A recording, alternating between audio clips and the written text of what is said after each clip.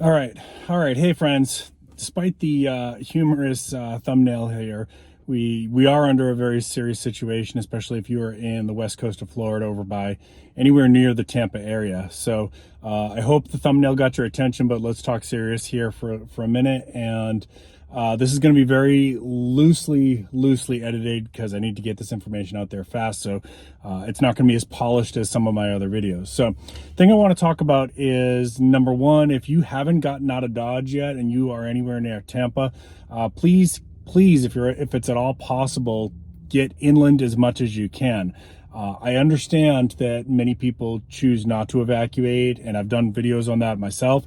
I myself have not evacuated on numerous hurricanes in the past. I get it, and I know sometimes you can't. And actually, that's what I want to talk about here in this video. But before we get into that real quick, if there's a chance that you can get out of Dodge, if you can at least get inland, away from the water a little bit, please do so now while there's still a chance. Time is, the clock is ticking now on Hurricane Milton, all right?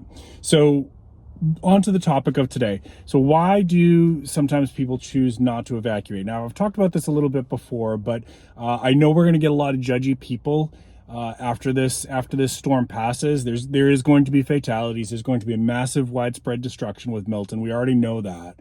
And there's going to be some judgy people who are going to be going on the internet saying, well, it's their own fault if they didn't evacuate. Well, there's a lot of reasons why a person doesn't, okay? And the truth would genuinely surprise you if you actually stopped to think about it for a minute. So number one, here in South Carolina, now I can't speak to Florida because I don't live in Florida. In South Carolina, they will sometimes say things like mandatory evacuation.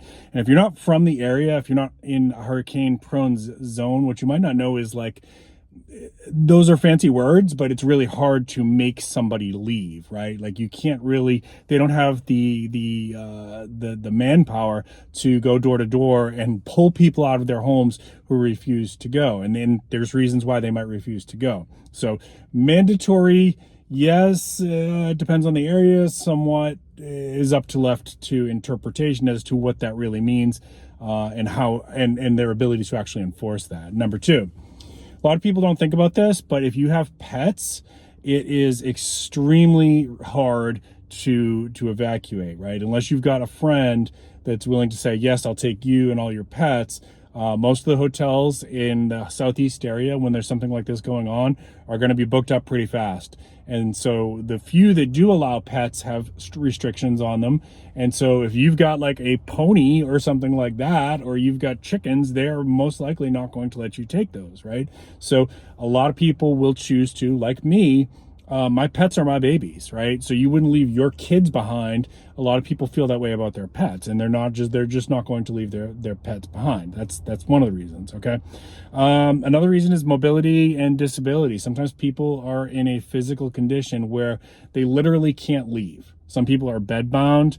They have family members that are taking care of them, and it can actually be, in some cases, dangerous to move somebody who's medically complicated. So that's another reason. Cost. A lot of families just can't afford to evacuate, right? Like, that's the reality. We're living in, the last 3 or 4 years have been this horrible recession in the United States. It's been a bad economy for anybody, unless you're at like the top 1%. And then those are the people that are on the news saying the economy is doing great and everything's picking up. Well, sure, if you're at the top 1%, you didn't feel the pain, but anybody who's middle class or below that, absolutely has been feeling the pain of groceries and rent. And most people that you talk to are living paycheck to paycheck. They don't have the emergency savings, even though, you know, we encourage people, try to think ahead, start saving now. Sometimes people's positions, they just don't have it. And so they don't have the ability to even get out of get off the X in some cases. Lack of transportation. Not everybody has vehicles. Sometimes there's public transportation that will help with evacuations, but again, that's complicated. We had a situation here in South Carolina years ago where they had buses taking people out of the city or out of the coastal cities inland, and then there was no plan for how they were supposed to get back to their homes. Well, people remember that crap, and they're going to be a lot less likely to be willing to get on that bus next time if you're not going to help them get back to their homes. Misinformation. Sometimes people just don't know what's going on. You know, just 24 or 36 hours ago, this was like a category 1 or 2 storm. It ramped up really, really quickly, and not everybody watches the news or listens to the news every day. So there's probably some people in these areas that don't even know that they're now looking at a category 5 storm with over 12 feet of storm surge. They just don't know. And not everybody has a lot of friends too, right? Like, I know people who just don't talk to a lot of people. They like to be left alone. They want to be left alone. And so they don't have anybody who's saying, hey, you know, are you aware of the storm? Sometimes they don't have any family members, right? Don't be so quick to judge. You don't know these people's circumstances. Looting is another one, right? So after every hurricane, right now in North Carolina and parts of Tennessee, there's massive amounts of looting going on, right? And the truth is, law enforcement just doesn't have enough resources to be in every neighborhood at once to stop this stuff, right? So people are reluctant to leave their homes to come back to find that some scumbags have robbed them blind. You might be able to be judgy in where you're sitting, where you're not in a hurricane area, and think, well, it's just stuff. I can replace my stuff. Until you've had to make that decision, you really don't know what that feels like. Sometimes their employers won't let them leave, right? So I am, and I know many other people in my field are considered essential personnel. And they could technically make me stay if there's a hurricane evacuation going on. Anyone who's a first responder, a medical staff, anything like that.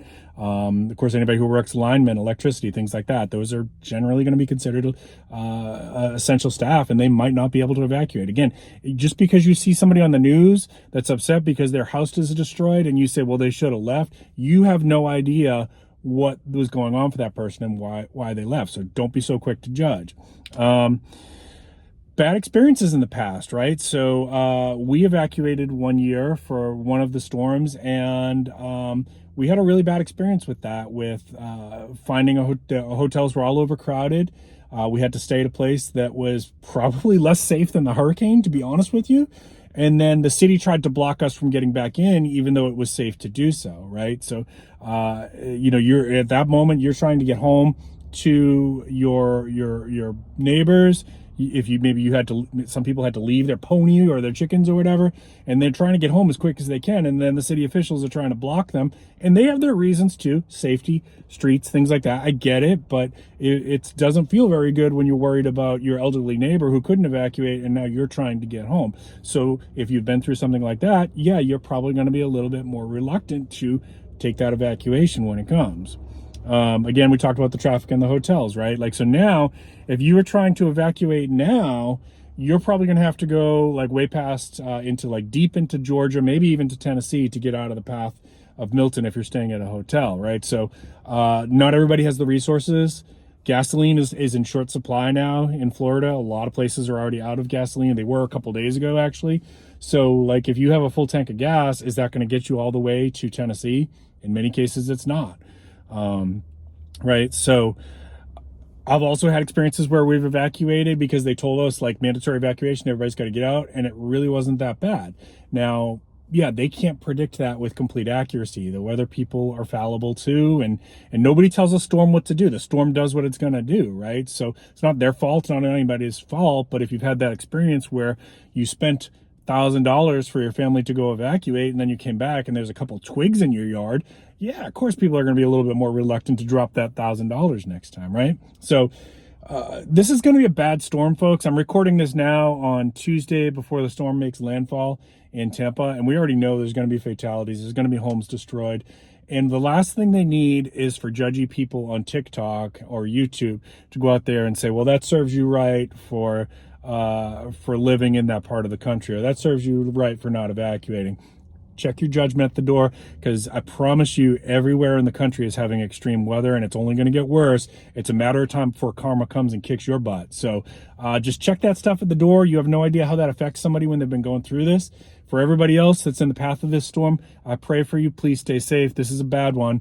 This is going to be like a Katrina level event. So again, if you're on the coast and you have the ability to, please, I beg of you, and I usually will respect people's decisions on this kind of thing. And I still respect your decision, but I'm begging you to please consider getting as inland and away from the ocean as far as you can. Okay.